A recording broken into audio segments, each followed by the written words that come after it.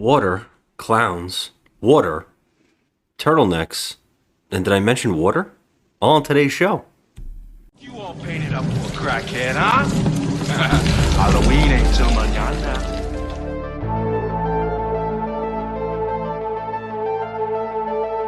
Just another PODoween.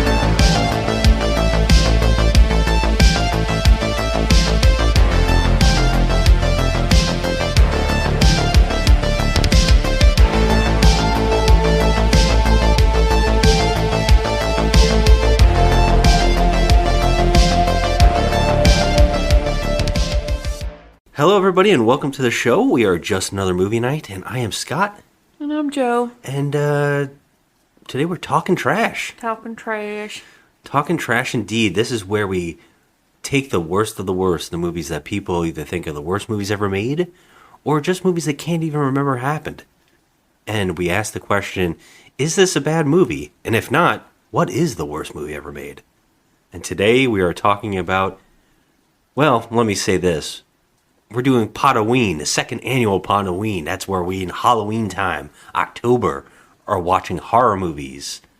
And this month we decided to do, or this year anyways, we decided to do remakes of horror movies we have never seen before. And today we are talking about Carnival of Souls from 1998, directed by Adam Grossman. It has a 3.1 on IMDb out of 10. And it's a remake of Carnival of Souls from 1962, directed by Herc Harvey.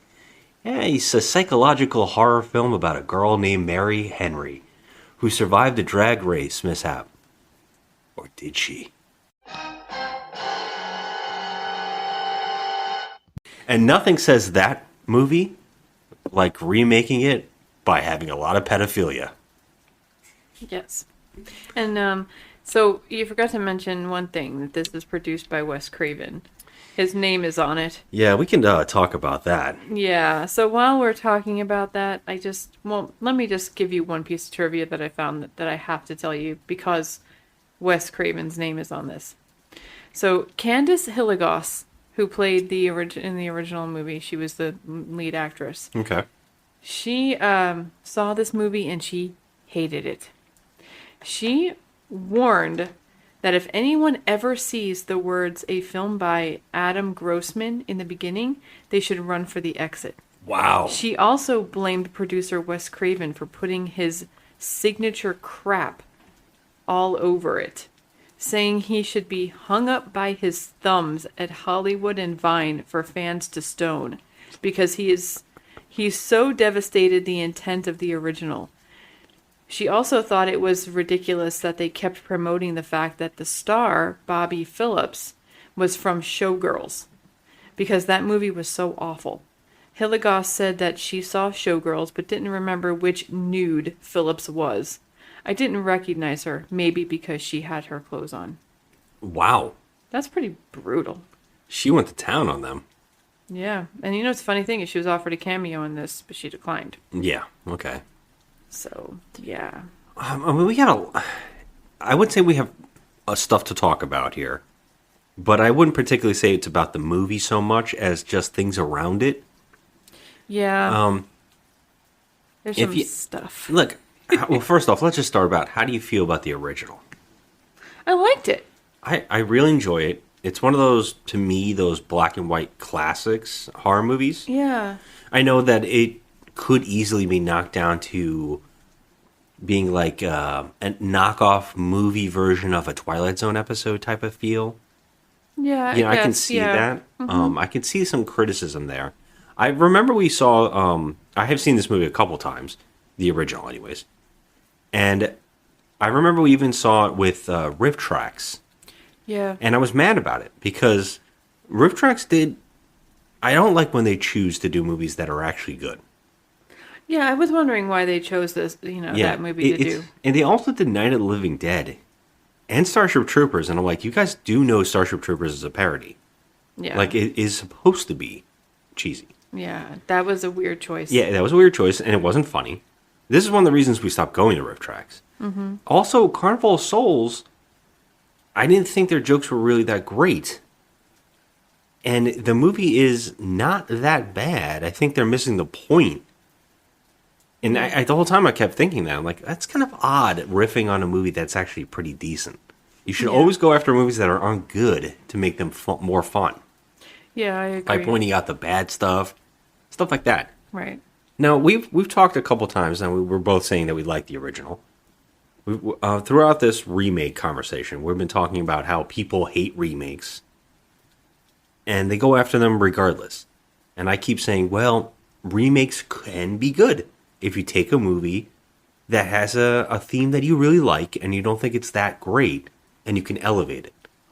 Right. Well, you know, it's funny that Shawnee Smith is in this movie, and she was actually one of my favorite remakes of all time.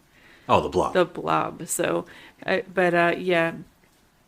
I mean, this is, I think, a prime example of maybe don't remake it. Well, I mean, look, it's not perfect, the original. No, it's not. I really enjoy it. I actually gave it a higher review than I normally do for a lot of these movies. I actually enjoyed it, but where I think that the things could be elevated and you could do new things with it, this movie kind of hinges on almost getting to that, but then failing overall. It's kind of odd because this feels more like a remake of Jacob's Ladder than it does Carnival of Souls. Yeah, it really does. It has that feel. This also felt like a made-for-TV movie also, like many that we've watched in the past. This, that's a running theme with these remakes. They all feel like they were either done from television, like as an episode of a movie or a show. If you told me this was Wes Craven Presents the TV show, I would believe that. Yeah. Like a Tales from the Crypt, but with... I remember John Carpenter tried to do that with Body Bags, and he wanted it to be like the new Crypt Keeper, and if that movie's terrible. Like, I think Body Bags is bad.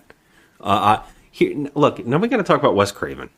And I guess this is my huge hot take, and we could debate it, and I could piss off a lot of people. Yeah, well, we're not going to do any Wes Craven bashing, are we? Because I have respect for Wes Craven.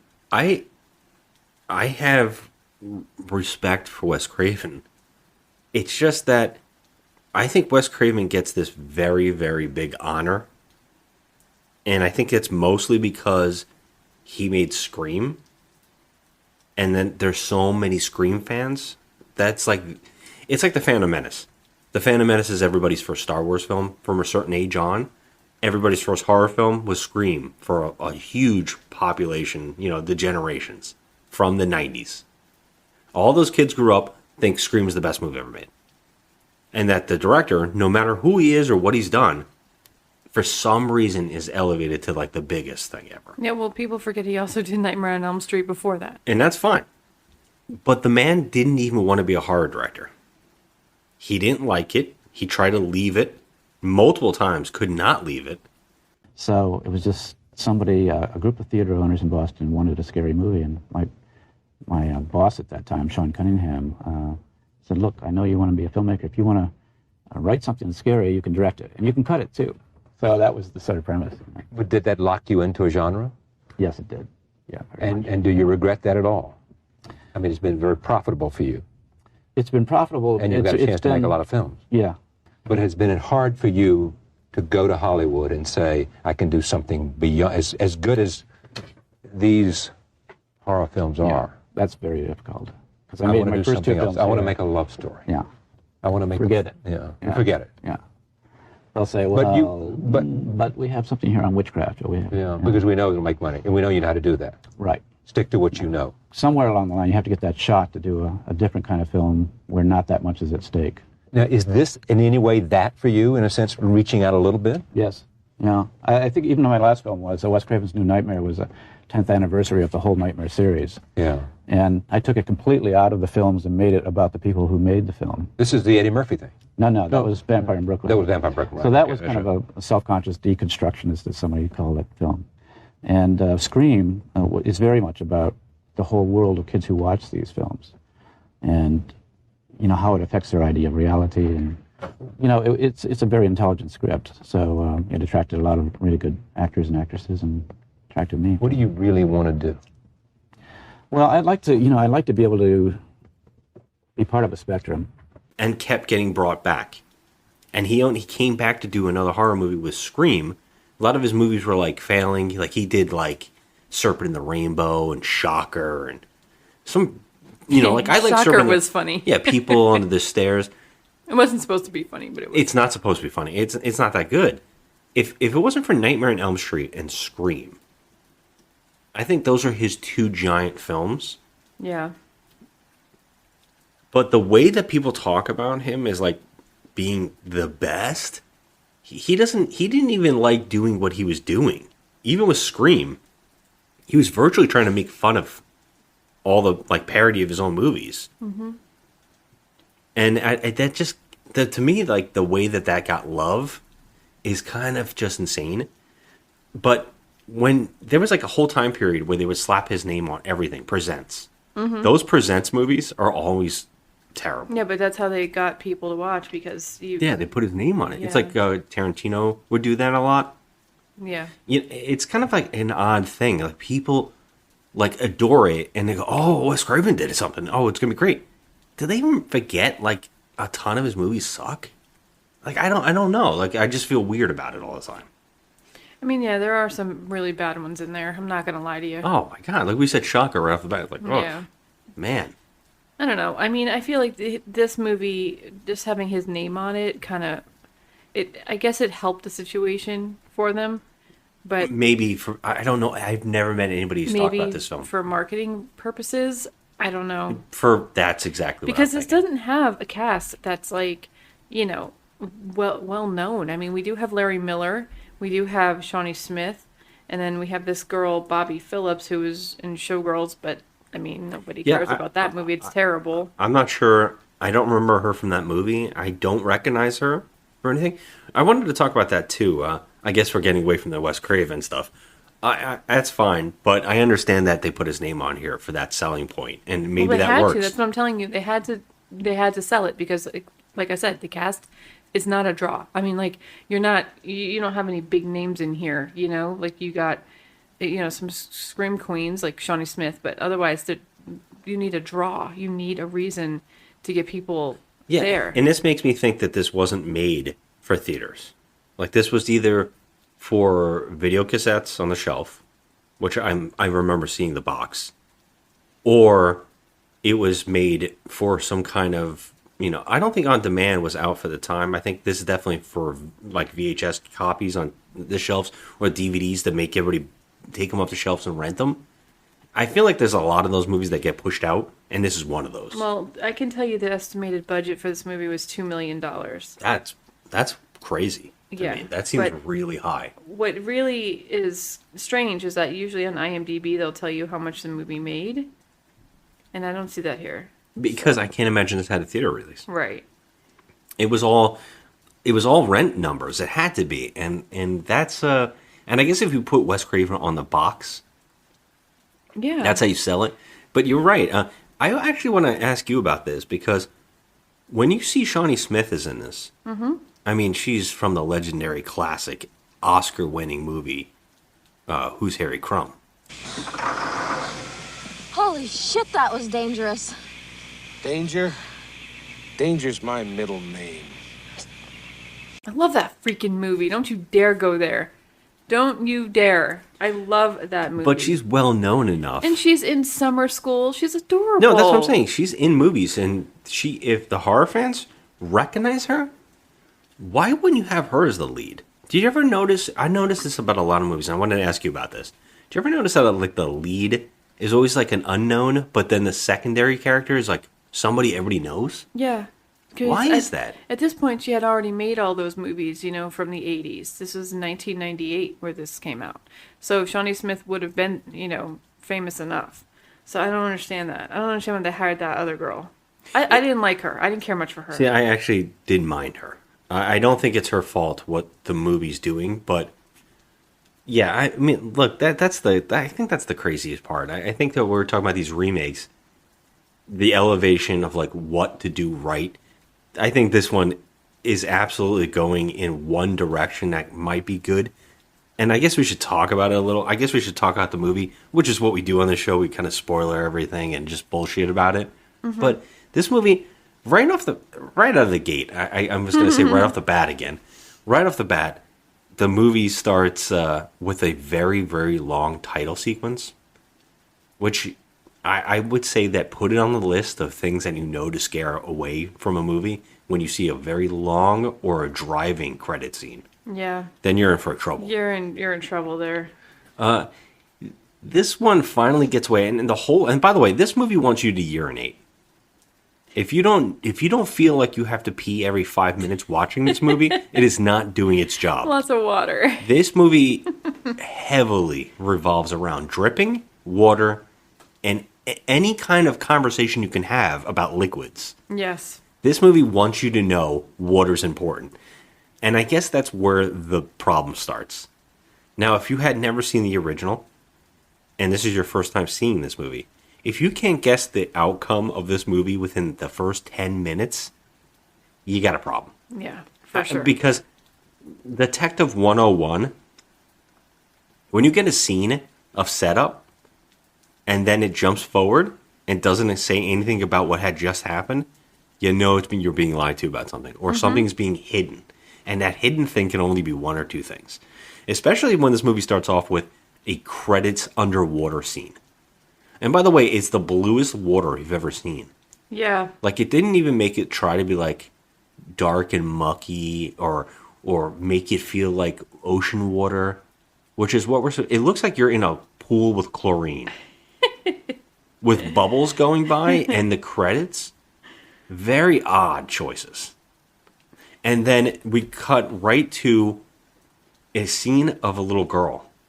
And this is where the creepiness starts, because everybody's favorite asshole in movies, or everybody's favorite father in movies, Larry Miller, right? Yeah. Larry Miller is a creepy pedophile clown in this film. Yeah, I mean, as if you can't get creepy enough with a clown, they had to make him like creep factor 11. Thank God I never saw this before. I saw like 10 Things I Hate About You? And yeah. He's the father, right? He's in everything. Necessary Roughness. I think he's in Necessary Roughness. Yeah, A Mighty Wind, Pretty Woman. He's in tons of shit. I'm glad I never saw this first, because I would never unsee this thing. There's some facial stuff in here I wish I never saw. I know, up close and personal on his nose hair. Oof. It was brutal. There are some lot of shots in this movie where I was like, okay, back it up, man. Yeah. Who's working the camera? I'm like, I don't need to see hair. his freaking back hair and his back knee and stuff that he had going on. I was like, oh, come on, gross. And the opening shot is of him beating a woman while a little girl comes in and watches. And she sees a gun on a nightstand. And he's beating what turns out to be her mother repeatedly. And I'm like, oh my God, Larry Miller. I know I never wanted to see this version of you. But yeah, he sees that the little girl's watching. And then the mother says, no, leave her alone.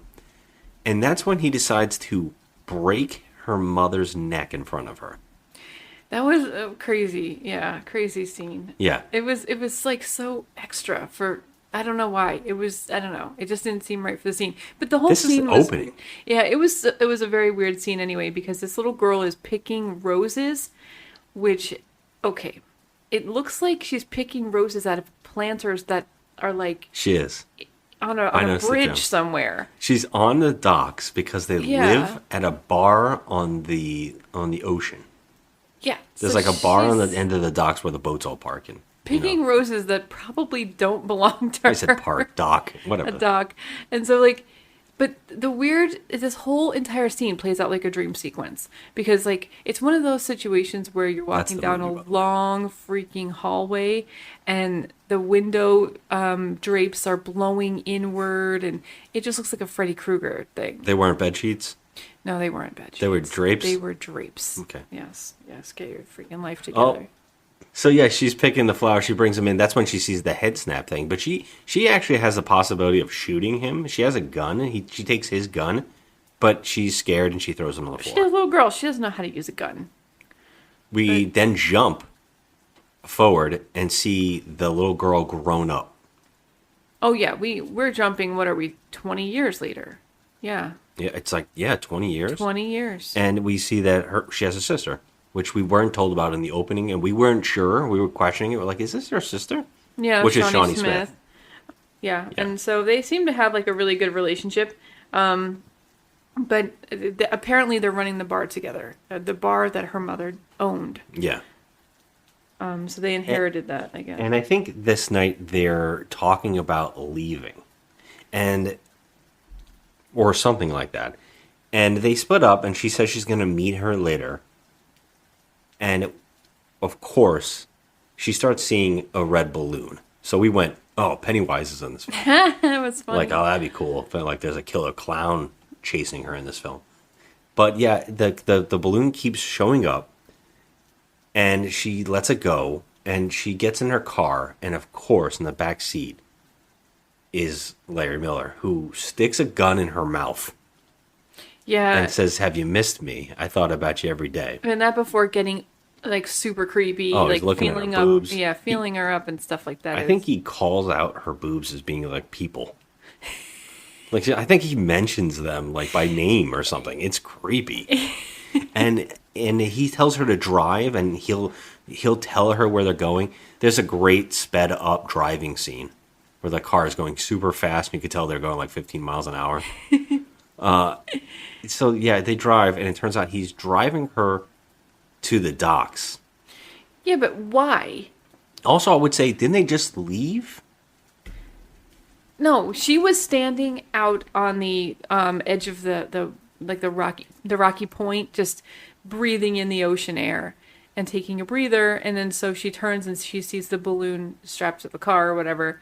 And so she starts to get like really nervous. She gets in the car and he's in there. So she was just out reflecting, like standing out on the cliffside, just looking at the water.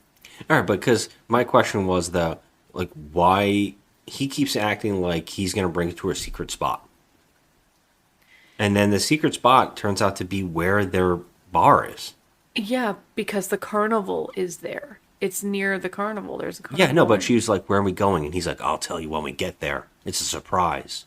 Mm-hmm. And then they get there, and he's like, halfway during the drive, she's going to be like, are you bringing me to my bar? Yeah, and what's funny is yeah. It's just weird that there's nobody out there at that time where she was driving, because when she was outside on the cliff, it was light still, and then when she's driving back, it's dark. Which would make me think that the bar should be packed. Right, it's a bar. It's a bar, unless they closed it. Well, I guess we'll get to the end of this movie and we'll talk about it. But so what she does next, basically, instead of letting him win, she decides finally to slam on the brakes, to just slam on and drive him off the dock, basically sacrificing herself to kill him by jumping over the dock into the ocean. Yeah, she just hightails it out right over the dock, and so you can see the car going underwater, which sets a tone for the whole movie. Which when the car hits the water, she jumps up in a bathtub, and it turns out the bathtub is overflowing onto the floor, and there's a man pounding on the door.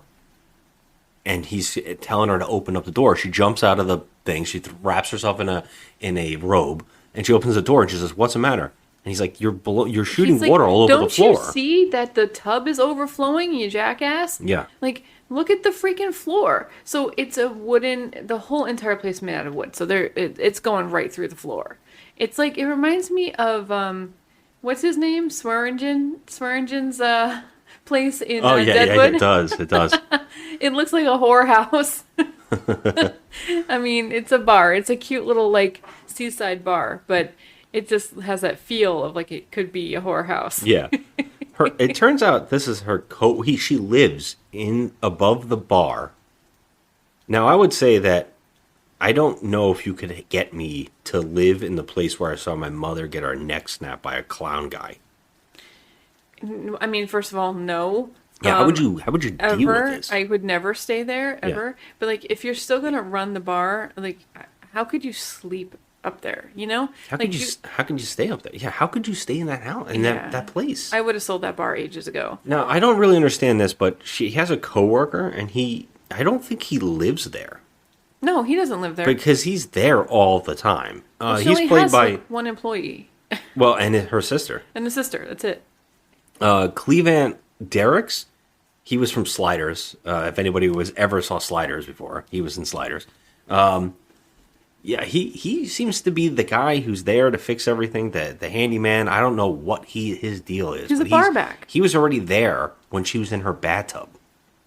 Yeah. And so, because he has to run the bar if she's not there. Like I said, there's only her sister, and this guy. But the bar's not even open yet. Well, no, but also he makes mention that Shawnee Smith is a singer and she went on an audition. Yeah. And that's why she's not there. So he had to open the bar. So he comes up and he's like, "Oh my God, it's flooding." So she comes running down the stairs and literally the water's coming through onto the bar. And I was like, "Well, I mean, honestly, how old is this place? Like you never got any of the freaking like roof fixed or anything? Like that shouldn't be happening." Well, if the bathtub was overflowing onto the floor and it's a wood place, it's possible that it would be seeping through the ceiling. Okay, fine, I get it, but it's continuously doing that throughout the whole movie. Well, why? I wonder why. Yeah. And this is where I was talking about if you can't figure out what's going on right off the bat. I mean, it's insane. I mean, it's so... And I think that's the biggest problem with this movie, is it's very obvious. And maybe the original was too. It was. For the time, maybe not. But now we've become so desensitized toward twists that we kind of always have to judge things. You're like, oh, it's very obvious where we're going here. Yeah, but I mean, the original actually was creepy. It was creepy. I don't know if it was. I don't know if it had anything to do with it being in black and white. But I love black and white movies, and it just gives that like feel that like creepy. This just kind of was like an after school special. I didn't feel creepy in this, like watching this. Yeah, and I would say that that's another like aspect about the original that I like. It's simple. It's a woman walking around in an abandoned amusement park. And we just watch her walk around trying to figure out where is everybody? Why is she doing this? What's going on? Something's off. Everything's weird. And so it's a lot of cinematography, a lot of emotional shots. It's a lot of one woman acting. Yeah. It hinges on this idea. Now, I think this movie does the same thing where it hinges on her face and her performance. And I don't think she does a bad job of that, this actress. But the problem is the movie around it needs to showcase her. That's what the original does. The original showcases this actress. Right? And then in this movie, she's surrounded by characters. That's true. Which is why I said Jacob's Ladder. Because, and I guess that's a spoiler to that movie. If you don't know what, like, there's a Jason Mantzoukas on How This Got Made. He says... the Jacob Ladder scenario, right? The Jacob's Ladder scenario is if you have to question something where a character doesn't know what's going on in his life and his world, he's probably dead. And that's just how it is. And it's not much of a shock. But since this movie started with a car crash into a lake, an ocean, and water flooding in, and then her waking up in a bathtub, and then being surrounded by the dripping and constant water, it's not fucking hard here. It's not rocket science. It's predictable. The problem is, though, because there's so many other people around, it starts making you question even that scenario making sense. And that's why I brought up Jacob's Ladder, because there could be two possibilities here. And I guess as the movie goes on, we can talk about that more, but there should be maybe the thing that could be changed is not the dark tone, because the original was, I think, more about hanging on to life, like clinging to that last moment, and maybe that you made a mistake, and so you're in that purgatory thing, you got to realize what you have done. This movie isn't that. That's where it's really messy.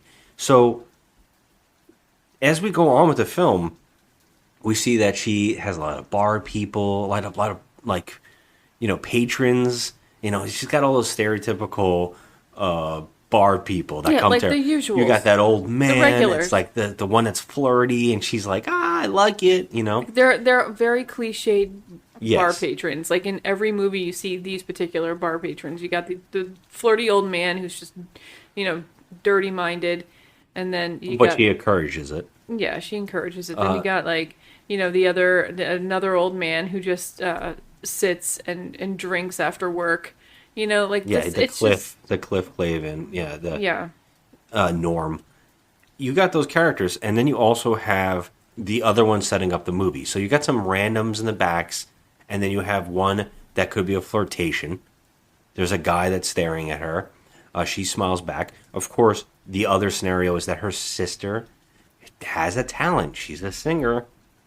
She sings, and she sings in the club. Now, this is like the bar from Naked Gun. Like, it's just depressing. It's just so depressing. Remember that joke where all the singles, all the newly broken up people go to that bar in Naked Gun, and they're singing sad songs. All the pictures on the wall, like explosions, and like the Hindenburg, and all these disasters. Yeah. It's like that bar. It's dank. It's very gray. There's water dripping out of the ceiling. Her sister sings a song that's depressing. Yeah, that song was really depressing. Yeah. It's an odd choice. It is weird that they went that route, because in the original, she goes to a new town, to become an organ player in a church. Yeah. So that was just a completely different, like, okay, what's the opposite of a church? A bar. Yeah, and then there you go with that church. It's a huge metaphor. Like you kind of should guess even in the original. Like, yeah, but here's the difference: that this dark, weird feeling doesn't match up with the main actress, who is kind of bright in tone. Like, her eyes are very bright. Smile's very huge. She has a huge smile. Yeah. And it always is on her. And so you kind of feel like, she's likable, but the movie around her is obviously doing something else. And it doesn't kind of match. It doesn't. In tone. Especially since, like, in the original, is her name Mary? Her whole entire demeanor was very, like, monotone. She wasn't very peppy to begin with. Yeah, and also she's dealing with something that's like making her feel like she's going out of her mind. Right. Here, when this character feels like she's going out of her mind, it's kind of not believable because the actress seems so high-spirited. Yeah, it's true. You kind of can't buy it. You can't buy it. She just keeps seeing visions of, weird. Let's talk about this. It's straight up out of. This is where I don't like it, because there's.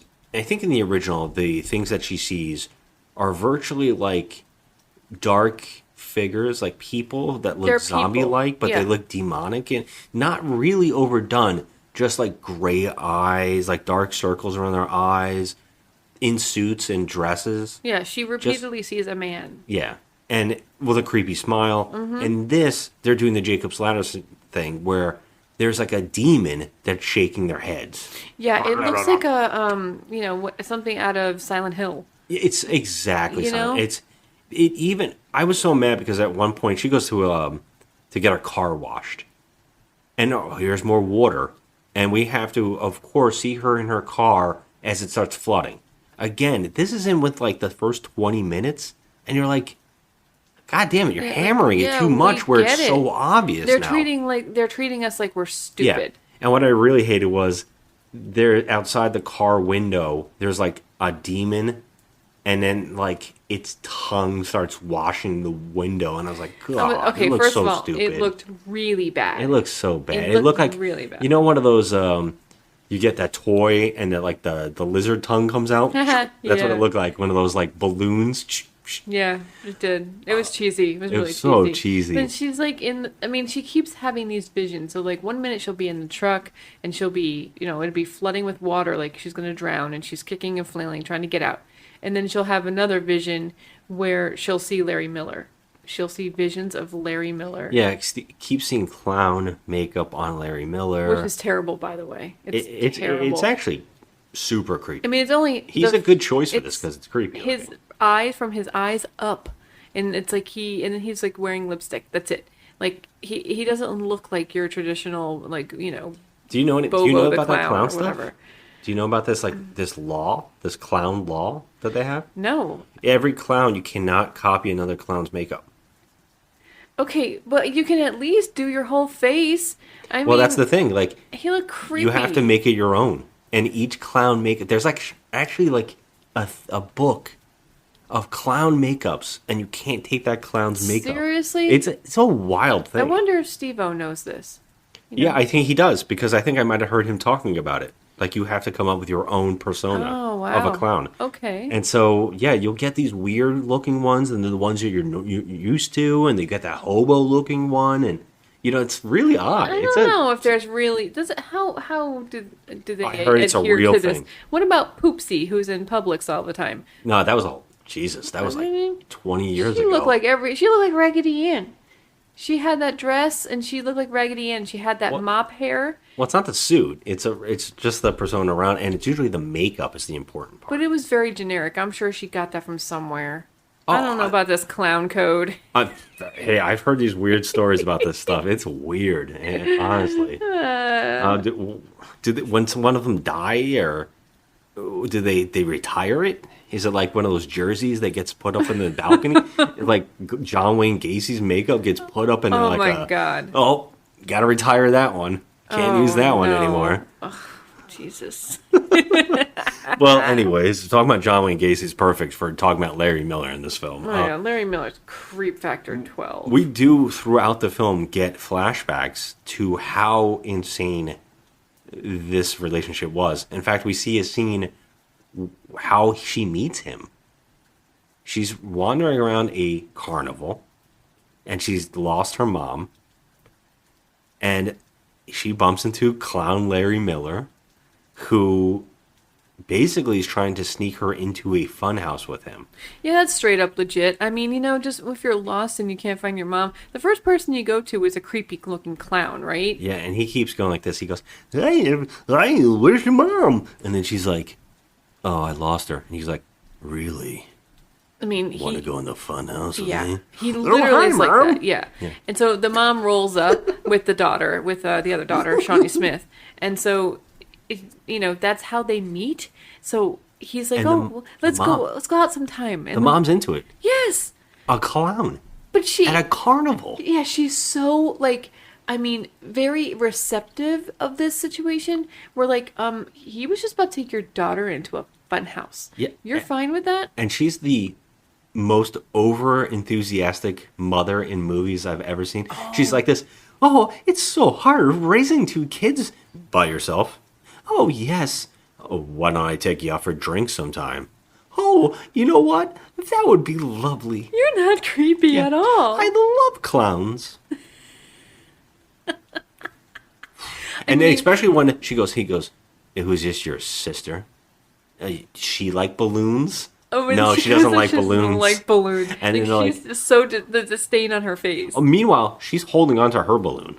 Yeah. She don't give a shit. She's holding on to that balloon. She's like, my sister, no. Yeah, but if her mom hadn't rolled in at that moment, would she have gone in that funhouse with Larry Miller? She was thinking about it. I mean, I think she took his arm. I think she did. She was about to take his arm because he put his arm out to take his arm, and I think she was thinking about it. Seriously, if her mom hadn't rolled in that moment, yeah, honest, you would think that her mom saved her, but no, because it gets way worse than that. I mean, talk about a bad judge of character. Yeah. First of all, ladies, don't ever date a clown. She leaves. Later on in the movie, we find out in a flashback that she left her daughter alone with this clown in the house because her other daughter got sick. So they had to go to the doctor. Which made me think, did he do something to her? Well, we never find that out. I thought that was going to come back, but no, she was just sick, so they took her to the doctor, and they left the daughter there to get her face painted. She walks in the room and she finds Larry Miller painting her face like a clown. And she goes, oh, that's so great, sweetheart. Yeah, no, it's and he not. She goes, will you watch her? I had to take her to the doctor. And he's like, yeah, I got her. Yeah. He keeps talking like that. He's like, He talks oh, like it's in there. Yeah, I got it. He Get outta talks like here. a serial killer. Like he's just like so. He's like almost short and mean. It's, you know, it's crazy. It's He's a creepy. great pick for it's this. so creepy. But like, yeah. First of all, this mother. What a dumbass. Can you say what happens in the sequence right after she leaves the house? So they're sitting down on the bed. He sits her down on the bed with him. Yeah, and he's saying, "Would you like to paint me?" And she says, "Well, your face is already painted." And he says, "Well, I didn't mean my face." Yeah. Good Lord. I am ready to puke from this. Yeah, I was first of like- all, like, ew. Oh my God. I mean, and this woman, first of all, this mother, what a shit judge of character, man. She's like the worst. Yeah. And I mean, not that she deserved to get her neck snapped or anything, but you kind of got to know that Wow. carnies are fucked up. I'm sorry. A lot of the time they are. They're like ex-cons, you know, they've had a backstory.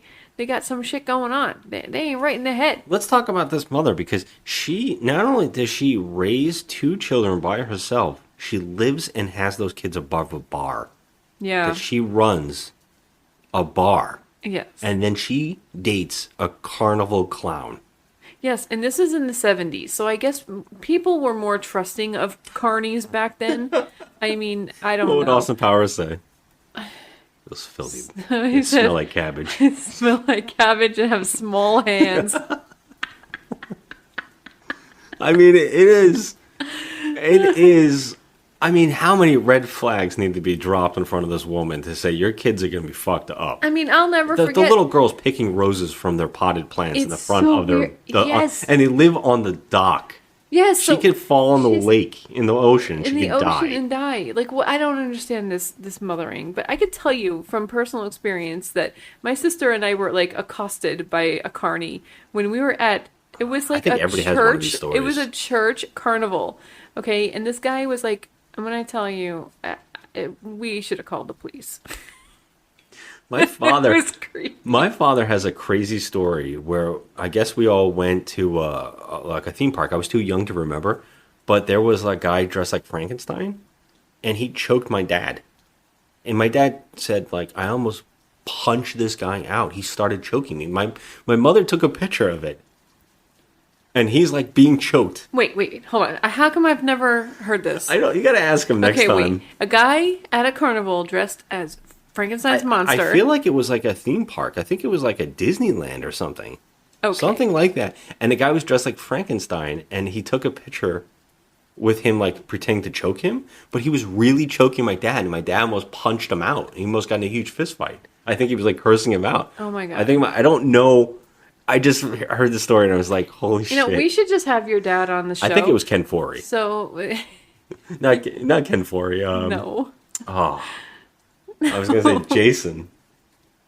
Oh, Kane, oh my Kane God, Hodder. Kane Hodder. I just blanked and said, yeah, Kane Hodder. But I could have been Kane Hodder because when I met Kane Hodder, you said, you should choke us.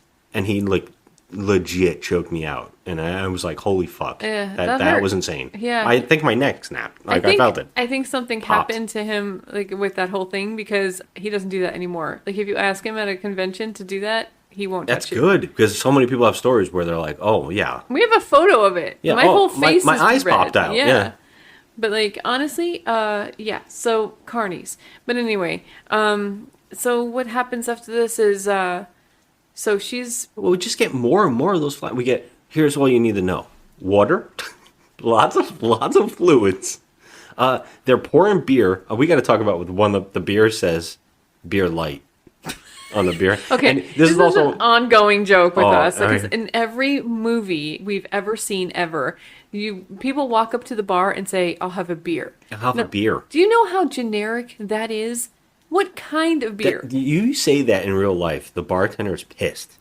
Like, I'll have a beer? Are you kidding me? It makes me think of Ferris Bueller when he's like, "Who's winning the game?" Oh, it's nothing. Yeah, Who's winning? The Bears. The Bears. I'm just like, what? Like, what the fuck are you walking up here asking these weird questions? Was Like, Edward 2 R. beers. Rooney, Yeah. Dean of Students. 2 beers And then, of course, that right up, I'll get you 2 beers. She never pours those damn beers, by the way. And I could not stop staring at those beers, the beer taps. I'm like, No, one trying was to read called them. Schmitz, Schmitz. and then the other one said Beer Light, and then the other one was like a green tap. I couldn't read it. I know. I wanted to say, I hope it says Bud Beer. Something great, you know? I just love shit like that. I love generic jokes in movies. I love watching the labels being ripped off in each scene and stuff like that. I just love seeing those little fuck-ups, those little things. I love it too. When does Bolt arrive in this movie? So Bolt was okay. There's I said it in the beginning. There's a guy in a bar staring at her, and she like kind of smiles. This guy's wearing Mrs. Voorhees' sweater from the Friday the 13th films. He's also got a turtleneck on. Oh yeah, that's another sign of bad things. First of all, ladies, never ever trust a man that wears a turtleneck. I don't care. I don't care if he's one of Hollywood's elite and he's, got this $1,000 turtleneck on. Turtlenecks mean psychopaths. Okay? Psychopath. I think we were in Seattle and that's all I saw was like because they're hipsters and they're in their loafers and they got their sweaters attached to their shoulders and that's different. It doesn't make it right. But if you ever come across a man in a turtleneck, just walk the other way because he's a murderer. Okay. Well, this guy kind of proves a point a little bit because we called him Bolt because he played Bolt in one of our favorite movies called Soap Dish. It was the best movie. It's a great movie. Everybody should check it out. It's really funny. It's making fun of soap operas, and everybody's in it, and they're all great. Great. It's Sally Field and Kevin Kline. It's great. He's playing like the buff love interest with his shirt off and stuff like that. In that movie? Yeah. In this movie, on the other hand, they're going for that tall, dark, and handsome type thing. Okay. But he's like a mess. He looks like a reject from Melrose Place in this. He does. He looks like he walked right out of one of those shows. In fact, he also looks sus. And I would have stayed away from him just like I would have Larry Miller. He's one of those people that lurk in the shadows and the broods. He's a brooder. He also speaks in poetry. He does. And it is... He delivers his lines like this. To love and to laugh is to never love again. What the fuck? What? I know. He doesn't even speak like a normal person. Yeah. I was like, all right, this guy, come on. Get him out of the movie already. I'm sick of him. Like 5 seconds in, I was like, okay, this guy's being brought in so that this actress can take her top off. That's what I was thinking that too. And they tried with this actress. Every scene, she's in the bathtub in the opening. She gets like a robe on, and it's like hanging open. Yeah, she's running around in her bra. There's a whole scene where she's in her bra for like a while, and then there's even a sex scene, and just nothing happens. No, she's fully clothed, and it's like they thought about it. They're banging, but here's the best part, right? Because what is the theme of this movie? It is her battling with whatever's going on and trying to figure out, and there's definitely references to the opening when she went into the ocean, right? And it keeps us that. So what's this character's name? Do you know it? Alex. It's Michael. Oh, no, her name is Alex. Yeah, but what's the guy? Yeah, Bolt's name. Bolt's character's name is Michael. Oh. I wonder what Michael is religiously. Oh. Yeah. Okay. In one part he says, You have to look. Sometimes the angels are hard to see. Yeah, whatever. I'm like, oh, this guy's name is Michael. Oh no, is he a boat captain? Oh, is this the River Styx? Oh no, I see what you're doing here. Mm-hmm. I get the metaphors. I get it. Oh God. She even says to him, sometimes I feel like I'm in hell. And he goes. That's what he says, the angels thing. I was like, oh my God. I mean, why don't you just stand there, look at the camera, and tell us what's happening in the movie? Every fucking scene really goes out of its way. She goes to a carnival, it's supposed to not be there, and everybody tells her, the carnival hasn't been here in 20 years, and the carnival's back. Yeah. And she walks through the carnival, and she's walking by zombies. Okay, here's the thing. That would have been cool if they hid it in the background, but they show it, and in one part, they just linger the camera on one. Yeah, but we're seeing it. She's not noticing anybody. She's not noticing it. And it's like, okay, what is going on with this crazy bitch? Like, she's just like, she's out of her mind. Like, you're looking around. She's like literally looking around, completely disoriented, and she's looking right at these zombies. Yeah. And she doesn't just walks freak past out. them, She just yeah. keeps walking. It's not about her even seeing it. You either do it for one or two things. It's a scare that we're, oh my god, look in the background, there's a zombie or something, or her to see it and be scared. Nope. No. They don't do it. In fact, the only thing that makes her jump is that a person with dwarfism keeps taking a picture of her, Yes. and he's like, "Gotcha." Gotcha. Because he's That's a callback to when she met the clown. Yeah. So when she met Larry Miller when he was at the carnival for the first time, the little guy came over and said, smile, gotcha, Yeah. and took their picture. And so she has that picture, and for some reason, I don't know why she kept it, but it's bizarre. I don't think she did. I think it's a part of this world. Well, It's either all way. things trying to tell her what's going on. And so she knows she's losing her shit. She goes to a doctor, a therapist, and she's just like, I'm seeing things. I'm seeing that, this guy who should be dead, he's in my visions, he's in my dreams, he's haunting me. Oh, well, before that, the reason she says that he's dead is because one of the bar guys that is a normal patron turns out to be an actual cop. And she bribes him by saying, I'll pay for your beers all night if you do me a favor. And of course he does it. And he breaks protocol and does it just for a couple brews. He finds a file and says that guy is dead. And he shows him his autopsy picture. He shows her his autopsy pictures of him with looks like concussion wounds on his head or something like that. Yeah, like he got gashed. Yeah. And so she's like, that I keep seeing him. And he's like, there might be other problems. That's why she goes to the therapist. Yeah, but what's strange about that? It's like this woman literally asks no questions. Like, okay, you see that he's there on a slab. You could see pictures of the gash on his head. Yeah. Like, how did he die? Yeah. No, she doesn't ask that. She doesn't ask that. And by the way, she never references an accident until she goes to the therapist. And she's like, ever since the accident. And then I went, now it doesn't make sense, because if you knew there was an accident, then he must have died in the accident. Right. And so then she doesn't know he's dead. Right. So that's odd. And then the therapist, this is my favorite part, was Joe says she got really shocked when the therapist is like, she's like, you know all this already. I've told you all this. And the therapist goes, this is the first night I've ever met you. I've never seen you before today. And she's like, that's impossible. And Joe goes, what? I was like, holy shit.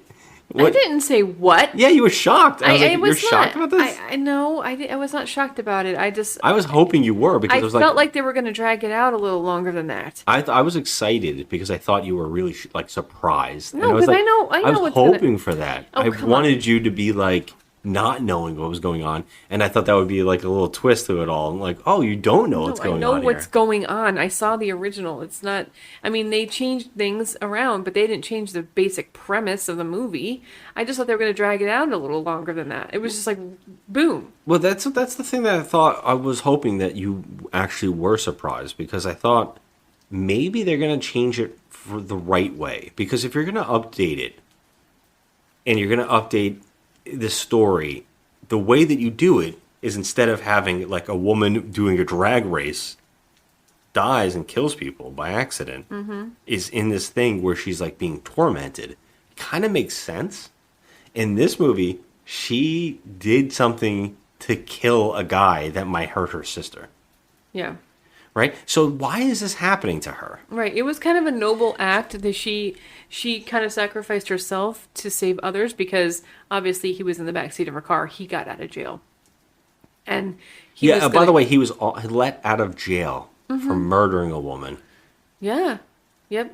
And Yeah, 20 years It was 20 years, yep. And so he's out of jail, and so he could do this to anyone else. He's a maniac. Yeah, he So- threatens going after her sister, Shawnee and- Smith. Yep, he does mention that he's going to go after her, and then so she does the noble thing. She's like, I'm going to take him out. I'm going to take myself out, and that's it.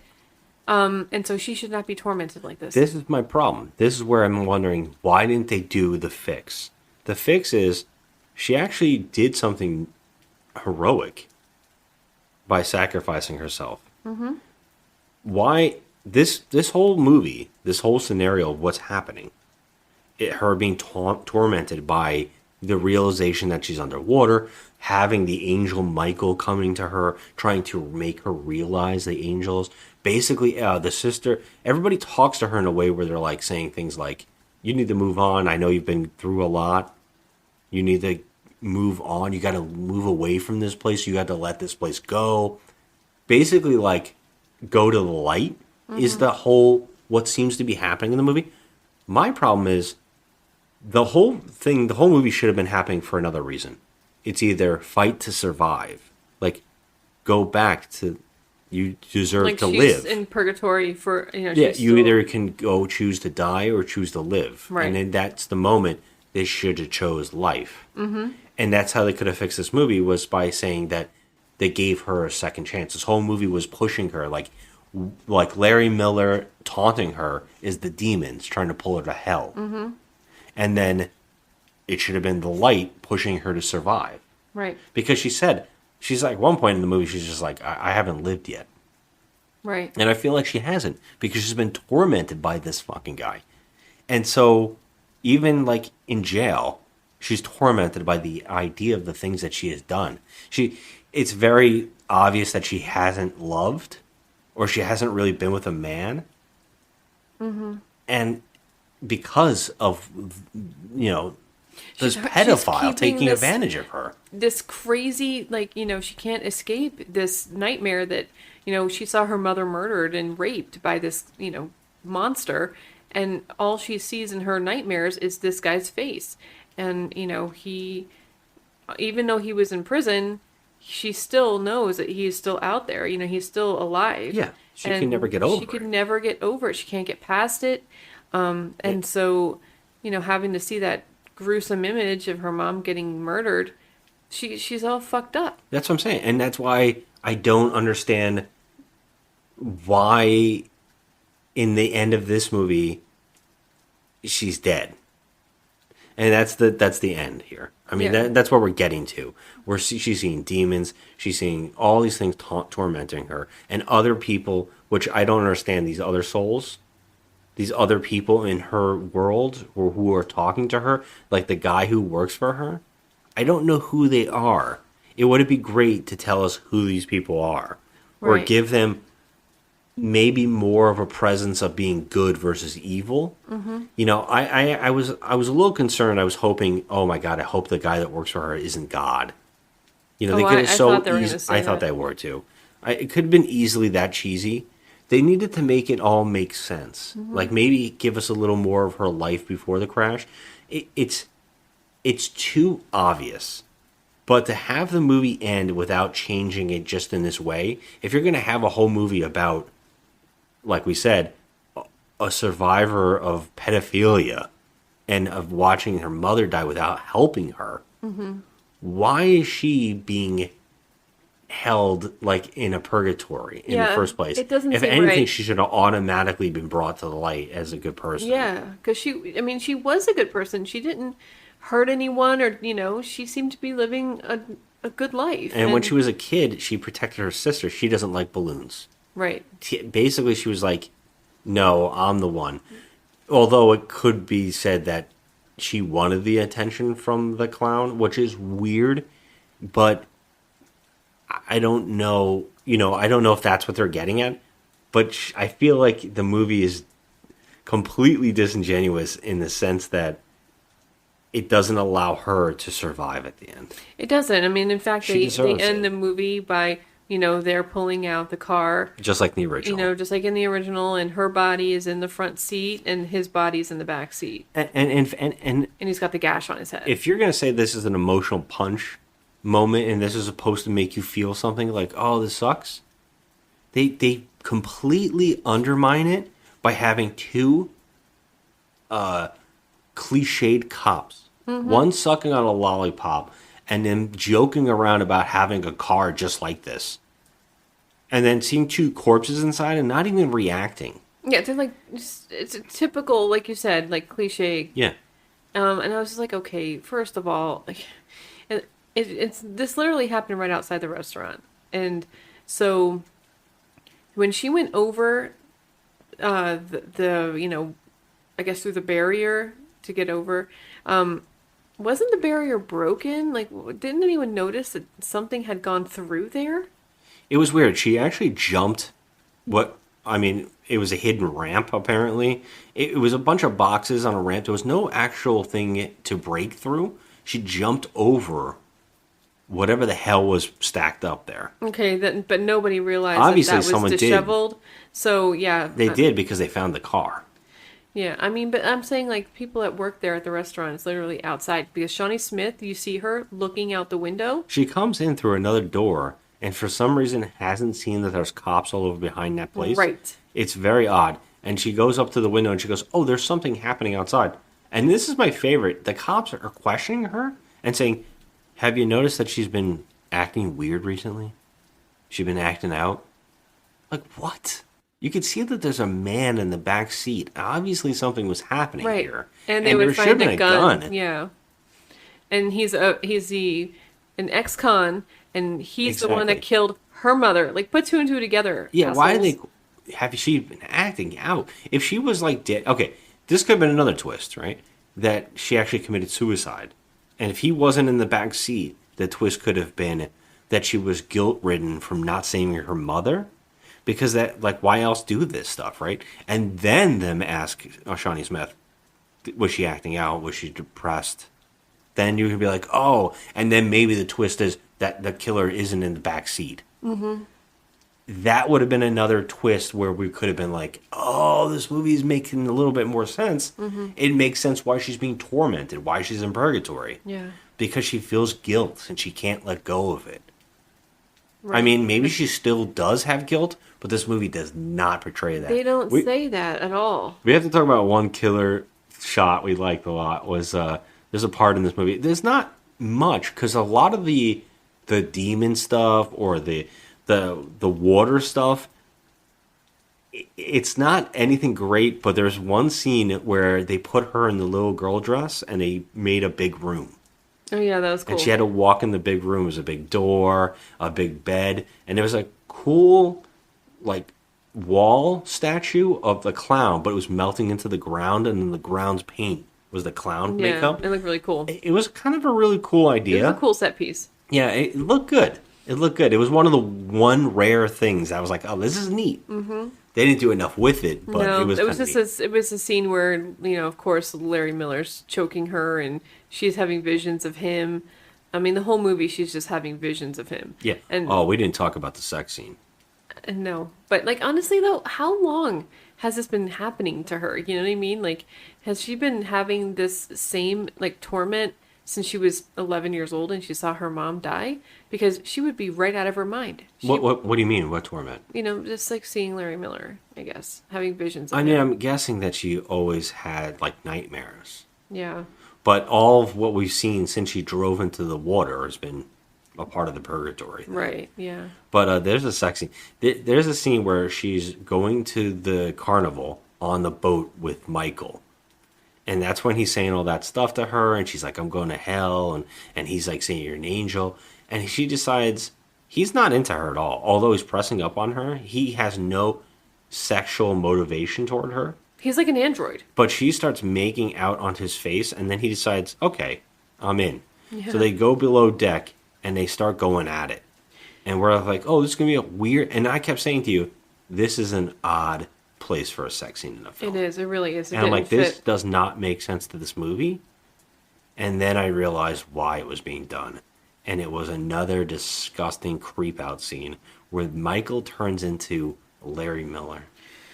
And we get to watch Larry Miller in clown makeup thrusting. Yeah, but the worst part about that is that she's literally got her hands going down his back and she's pulling his skin off. Yeah, gross. it's like coming off like a zombie, like flesh. That was gross. It was disgusting. So, I mean... It's going to be burnt in my brain forever, unfortunately, this face. You'll be okay by next week. Clown face. Ugh. You'll be over this by next week. You'll be good. You'll be fine. Next week, ask me, do you remember Carnival of Souls, the sequel, the remake? And I'll be like, oh my God, Larry Miller. No, I'm going to say, hey, remember we watched that movie remake? And you're going to be like, no. No. I'm really good with this stuff. Usually I remember and you don't. You know, I got to say, though, I got something for us for our segment that we like to call Why We Can't Have Nice Things. This is where I read a 1-star review and a 10-star review on IMDb. God bless them for even having a 1-star and a 10-star. Yeah. Well, okay. This just upset me. So let me just read the 10-star because... Wow. This person had never seen the original. Okay. Well, it says the caption at the title is put aside the original and the horror label and you are okay. This is a 10-star review. Okay, so here we go. The movie is fine for what it is. It's another exploration of an alternate reality by a character who has a traumatic background and has just underwent a terrible incident. If you are not interested in following the exploration, it can be way too slow. Reading some of the previous comments, you can tell most people couldn't put the whole plot together even after watching the end. Why are some people so limited that they need to know if they are watching present reality, a flashback, or a dream, or as it is in this film, something else? I would agree that the sex scene could have been worked in the story with little effort instead of the gratuitous way that it was presented. But nobody said this movie was perfect. It's just good for what it is. Okay, let me tell you something. I'm sorry. I have to be an asshole here. You're giving this a 10 out of 10. Yeah, that's the running thing here. A 10 out of 10. This movie is not perfect, but it's good for what it is. Then that's not a 10-star movie. That's a 4-star movie at best. Yeah. You are giving this movie a perfect score, you jackass. It's a kudos for being decent. And that's what these people do. I don't understand. Have you ever seen a 10 out of 10 movie in your life? Have you ever seen an amazing movie? And if you're giving this trash a 10 out of 10 and saying it's good for what it was, that's not a perfect movie. These people are so ridiculous. Like, I just want to, smack somebody. It's like, don't write a review if you don't know what the hell you're talking about. Yeah, You sound like an idiot. It's, again, because this person thought, I liked it, I want to boost the review up. So I'm trying to boost it by giving it a perfect score. That's all these people do. And that's the same thing the 1-star people do for every movie. The 1-star people go, I want everybody to hate this movie, and so I'm going to give it a 1. And that's this problem. That's why we're doing this segment in the first place. Well, this is the 1 out of 10. This is the worst movie I have ever seen. Oh, come on. There aren't many movies that are so bad you cannot even have fun. You cannot even have fun watching them and laughing at obvious mistakes or bad taste. This movie is way beyond the Ed Wood kind of bad movie. I mean, I would rather spend 2 hours watching the summer family vacation video of someone I don't know than having to endure this again. Okay. Damn, it's harsh. That's ridiculous. That's insane. I mean, like, that's bad. Like, this is that bad to that person? These people enrage me. I had to look at I will say this, though. I had to look at the time. Because it did feel like it was going on too long. I will say that. It was only 1 hour and 27 minutes. And that's like if you cut out the credits. And also, we watched it with Tubi again. We just got one trailer. We got one commercial for, the new Assassin's Creed over and over and over again. Yeah. No good ones like the Pampers explosion from a couple of weeks ago. Whatever week that was. Nothing good like that. But I did think that, yes, the Tubi commercials made it a little longer. And we cut out the credits, and I still thought, this is like 1 hour and 40 minutes, and that's too fucking long. But 1 hour and 27, so that's shocking to me. Yeah. Yeah, I do think it was a little too long. This could definitely have been an episode of a show. Like an anthology show. Yeah.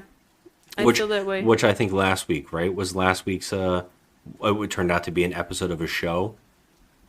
The Bucket of Blood Yes, remake. Bucket of Blood, yeah. It was actually an It was on episode of Showtime. Roger Corman Presents. Yeah. Which is, again, should have been like Wes Craven Presents. I can't. Can you agree with the actress from the original being a little mad about the film after seeing it? Like, I don't think that she's in the right. She was a bit mean. She's a little too mean. I get it, though. Like, I mean, I'm mean when it comes to the IMDb reviewers. I mean, and to be fair, she does sound like the one-star reviewer. Yeah, she does. So that kind of sucks. I do agree with her that they're kind of missing the point. I think that's my big problem overall. They definitely could have fixed the point. Mm-hmm. Because I think the upgrade is making it a more of a serious movie. But they really needed to hide the crash into the water. I feel like that, yeah. I feel like the movie needed to be that maybe this was always the purgatory, and then we find out what happened. Yeah. Maybe this way it's not so obvious. I think we've seen a couple movies recently where you have to piece things together, and I think it's really crazy because I think there's two sets of people who don't want to have to figure it out on their own. They don't like the puzzle. And then there's the other group of people who are like, just tell me. You're like, no, I want to figure it out. You know, there's those two people. I want to figure it out and don't want to figure it out. And I think we saw a movie recently called Run, Rabbit, Run. Yes. Which was kind of a movie where it was about a puzzle. Figuring that out movie was what kinda exactly is happening. What exactly happened. And people hated it. And I didn't hate it. I actually kind of liked it. And I think it was a lot of cool, interesting stuff going on in that story. And very daringly ballsy. Yeah. Like commentary, like stuff about, like damaged people. Yeah. And I thought that was really interesting, but people hated it, and it was like that didn't tell you everything. Right. You really just had to pay attention and piece it all together at the end. And this movie is the opposite, where it's like beat you over the head with the answers. Yeah. And to the point where I think it ruins it. I would have liked it better, and I think like Jacob's Ladder is a perfect example of doing it right, where you really don't know what's going on. Yeah, you can kind of don't. figure it out because now we're so used to it. Yeah. But back in the, I think it was in the 90s that movie came out. When I saw this after you and I were, I think you showed it to me after we got married, and I'd never seen this movie, and I was like, oh wow, well, like it took me for a ride. There was no suspense in this movie.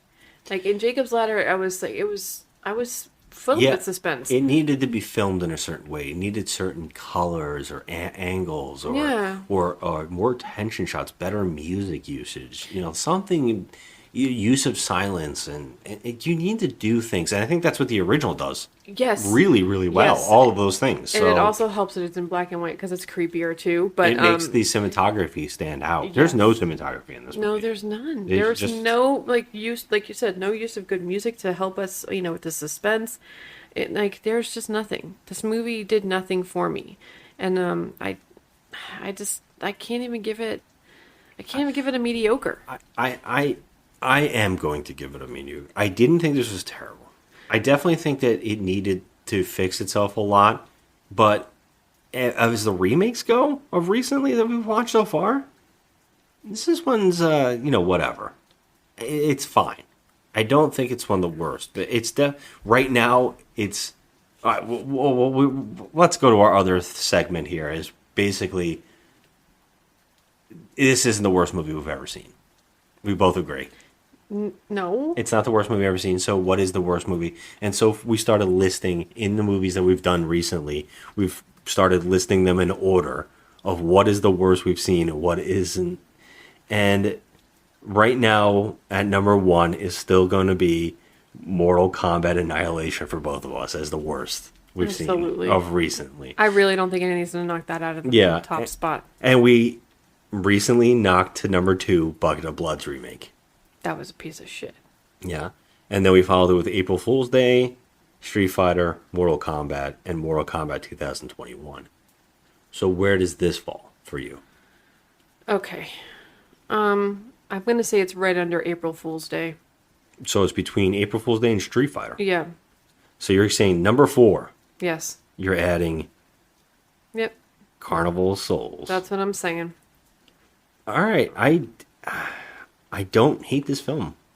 I mean, I didn't I like think it. this is right between Street Fighter and Firestarter for me. Ah. So what does that make it? 5 or no, 3? On this list? Or on my score? No, on the list. On the list, it's going to be my number 5. Oh, number 5. Okay. Yeah. Yeah, no. I don't think it's this bad. I think it's a little better than Street Fighter. Street Fighter is a oddly cheesy film that it's bad, but it's so funny bad. This movie is just like, it's okay. See, that's the thing. That's how I felt about Firestarter too. It's okay. But we had things in those movies that were like interesting to us, and we're like, oh wow, that was cool, or that was funny, or we could make fun of, Raul Julia's dialogue and stuff like that. We had things to make fun of and be engrossed by. It's so bad it's good, in a sense. That's why Right. Street Fighter is that. Because Street Fighter is bad, and it's elevated because we're able to laugh at it. True. This movie, I don't think it's incompetent. I don't think the directing is terrible. It's stale, but it's not terrible. It's I don't stale. think the actress is bad. You were saying she was bad. I don't think she's bad. I think she's doing what she needs to do. It's just that the movie's not good, like well done around her enough to elevate it. True. I mean, I do think that it's like, it does try to take the original movie and make a little bit of an interesting idea. I'm going to give it a 4. I'm giving it a 4 too. You said you thought it was mediocre. So It's that's close a to 5. mediocre. Yeah, Street Fighter was a 4 for me too. So, I mean, yeah, this movie's a 4, but oh, hey, I can say one positive thing. Shawnee Smith did not have an unfortunate hairdo in this. that's true. And she did sing, and I didn't think it was particularly the best singing I've ever heard. I was laughing about it because the character is like, she's really good. But was that her singing for real? I Yeah, don't it had to think be so. her singing. Was it? Yeah. Eh. It sounded like it was done on set. Like, it didn't sound like it was pre-recorded. No, I'm sure it was pre-recorded. She had some notes at some point. Shawnee Smith is hardly in this film. She isn't in this film enough. I think It's that really strange. She should have been the lead. yeah. Why did they make her the lead? Don't know. I really don't get that. Because she was already an established actress. We don't know who the hell this girl I is. didn't mind. I think that she was able to hold your attention. No, not really. She's boring. I was bored by looking at her. It worked for me. She didn't bother me so much. I definitely can't knock her. I've seen some, like April Fool's Day. There's some actresses in there. I was like, yeah, wow. yeah. Wow. What were you thinking here? Yeah. Not the main actress. She's the best part, probably, of that movie, too. But Oh yeah. this one, yeah, it could have been so much worse. I think so too. I think it could have been way worse. So like, yeah, 4 is good. 4. This one could have been so close to being a decent representation of the source material. Mm-hmm. I think they could have changed it, like we said, if you weren't told in the opening, if she did sacrifice herself and they changed it that she survives, maybe. Because she just is dead in the end of this film, and that it's a letdown. Yeah, it is. I mean, she doesn't deserve it. It kind of sucks, but yeah. Yep. This has been a debacle of remakes. I mean, good lord. And I guess the thing is, at the end of the day, I defend remakes because I think that there's a definite outlet to make a good movie out of some movies. So every week I've been asking you, what's a movie that you would like to see be remade?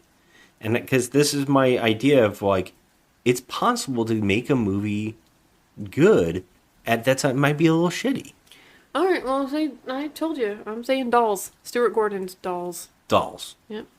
What did you say last? I thought you said Dolls last week. Did you say Dolly Dearest? I don't Dolly remember. Dearest. Well, I'll say right now another remake that I would think would be interesting. I actually think a lot of Charles Band stuff could be remade really well. Mm-hmm. Castle Freak. You said Puppet Master? I already said Puppet Master last week. Castle Freak is an interesting one. Okay. That could definitely be really interesting. An abandoned castle. Maybe a bunch of people go to an abandoned castle, like they get it in a will or whatever, or they're tourists and there's a freaking monster in the castle. That could be pretty cool in a remake. Yeah, we have one more episode of unfortunately, one more remake, which is, I don't think, going to be any better. But it turns out in the first episode here, you said the remake you wanted to see was Mask of the Red Death, right? Yes. And it turns out there is a remake, and we're going to watch that last. That's right, I forgot. Okay, so, yeah, Frank Stallone. He's Bad Movie Night All-Star. Yeah, I don't even know if this one's actually a remake. We'll talk about it when we watch it. Oh, Lord. So, yeah. Okay. All right, everybody. Thanks for listening. You can always find us on Instagram at Crafty Misfit or Just Another Movie Night. And as always, we want to hear what you think or don't think, or movies that we should do, or movies that you think are so bad they're good that we should see. We'll love to hear it. Thanks for listening, everybody. Have a good one. I feel like I'm going to hell. Sometimes you have to face your demons in order to see the angels, Alex. It's time to let go. I can't. I haven't lived yet. Then why are you here? I'm late! For a very important thing. Watch where you're going! I told you to watch where you're going.